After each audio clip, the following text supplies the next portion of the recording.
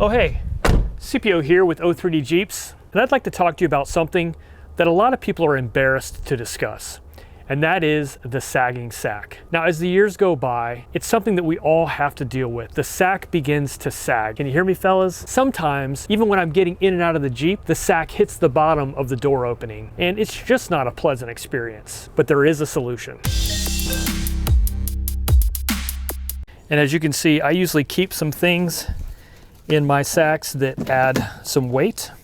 And of course, that is what prevents a problem as that sack begins to stretch out over time. And then even on the driver's side where I keep, you know, random stuff, like in this case, some Kleenex, it just all starts to hang out and fray. So what I really want to do is replace these sagging sacks with something much better. All right, guys, so the solution for the sagging sack problem is a really cool product from Slick Rock Gear, and that is this, the JK Pocket. They have come up with a handmade in the USA molded plastic pocket that will replace your net with something a little bit more sturdy. These come in a carbon fiber finish, which is what I have here, and also they're getting ready to come out with a solid black textured pocket, more to match the interior plastic of your Jeep. But anyway, I'm going to show you in this video how to install them. I have a set for the JKU, which includes driver and passenger side rear and front pockets,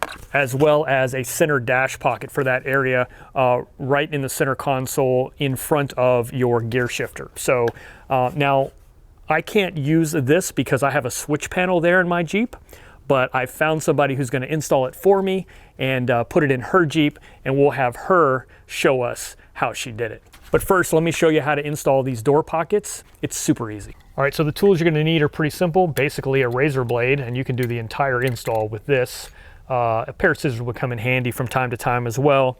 What I do want to say is this procedure is somewhat permanent. So what we're going to do is cut this net out of here. And I mean, anything is reversible. It's just how much trouble and money do you want to spend to reverse it? So I would just assume that once you cut this net off, that you're making a permanent modification. And the goal really is to stretch this thing out and cut this elastic on the top as close as we can, and then get all of this net cut out as tight and close as we can. So I'm going to work on that right now. Again, pulling this as tight as I can, and I'm just going to work it right next to the trim. There we go. And basically anything left over just sucked all the way back in there. I'm going to do the same thing to this side. There we go. And so first step is removing that top piece of elastic. Now you've got this netting that you want to also get rid of. And you can use scissors here. Actually, what I find is with careful use of the razor blade, I can get most of this stuff out pretty easily.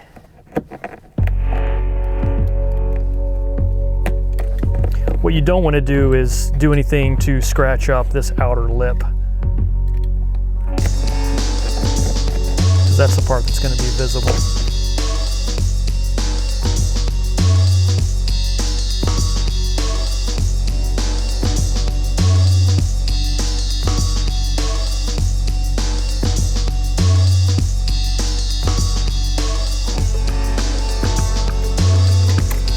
All right, there we go. We've got rid of this nasty, saggy net.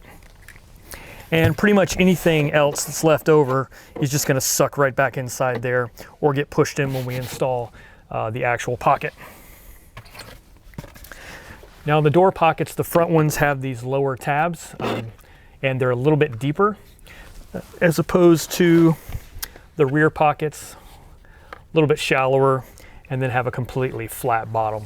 And of course you can also see how the contour is going to fit. So this straight edge is going to go towards the front. And basically what you're going to do is just, you can see there's a little slot here, a little slot here. So the way I found it's easiest to do this is to start with the back portion, slip it around, and then basically get these slid into place. And then when you get to the front, just flex it and it should pop right into place. I mean, it's that easy. And then just double check and make sure everything is pushed in properly.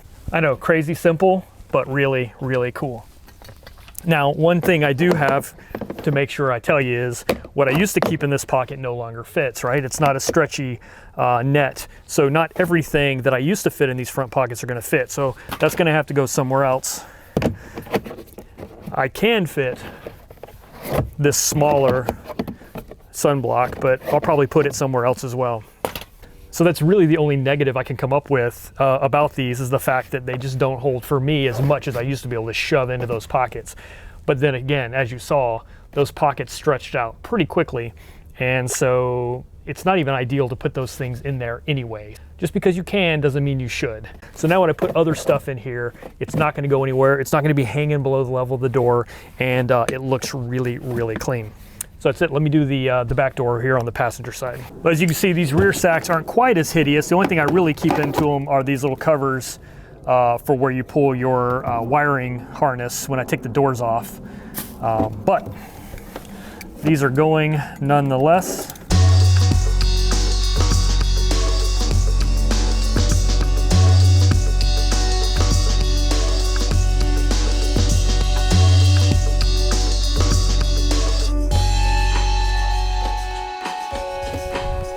Same thing. I think it's easier to start from the rearward and then flex in going forward to the front. Boom. And then this door right back in there. All right, so this pocket has a little more junk in it. I've got that little cover. I have a flashlight and I have a beanie. Look at that sag. That's hideous.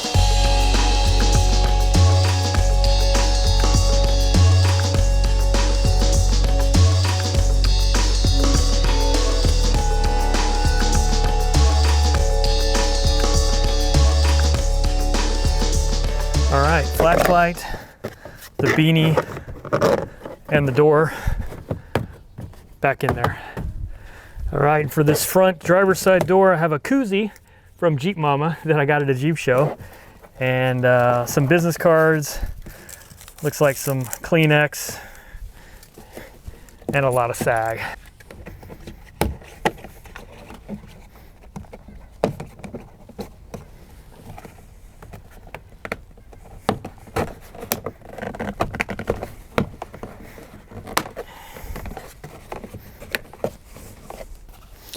All right, there we go. Jeep Mama koozie's going back in there. And then I'll replace these with something not so nasty. All right, so that's it. That's the Slick Rock Gear JK pocket install in a 2015 Jeep Wrangler. Now I do have that center piece. I'll do a separate video with a friend of mine who's gonna do that install for me in her Jeep. I'll show you how easy that is. But you can see, this is a pretty easy process. It's exactly the same for that center console piece. Anyway, guys, thanks for watching. I'll catch you on the next one.